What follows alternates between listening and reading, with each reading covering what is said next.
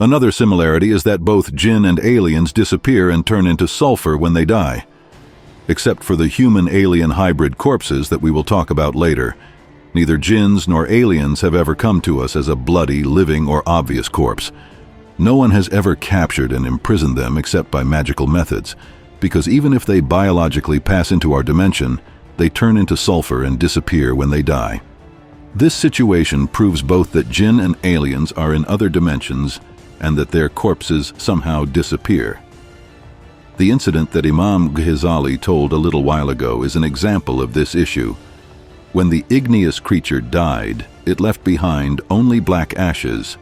Mujahid, one of the companions of the Prophet Muhammad, narrates that Mujahid saw a jinn appearing in the form of Ibn Abbas when he got up for prayer, and when he saw the jinn again, he stabbed it with a knife.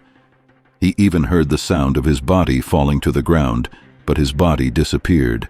In magic rituals, when beings materialized into human form, the jewelry on these beings was requested, and samples were taken from the materialized jewelry on them, but after a while, these jewelry and objects lost their shape and disappeared. Again, according to what was told in the Ancient Aliens documentary, flying objects that fought each other in the air in 1561 disappeared when they were shot down and fell to the ground. Again, both aliens and jinn emit sulfur smell when they die and where they pass into our dimension. The common feature of creatures that are seen in different shapes by people and become legendary in different regions is that they all leave sulfur smell behind.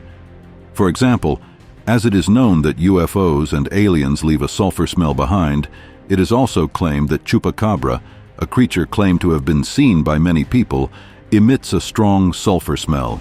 Eyewitnesses have reported the smell of sulfur in places where UFOs have been seen, aliens have been found, or haunted houses have been found.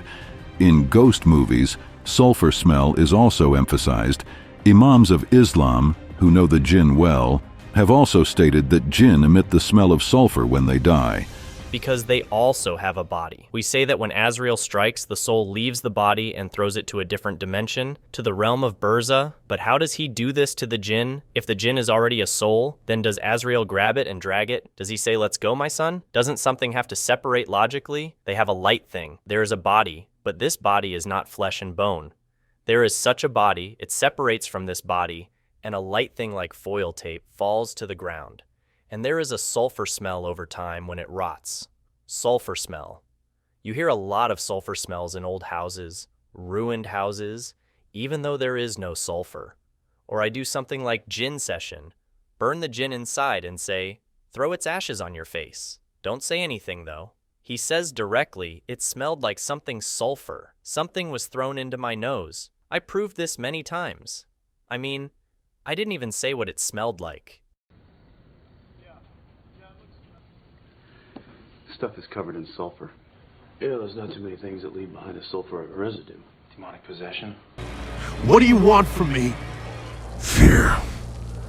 I can smell it.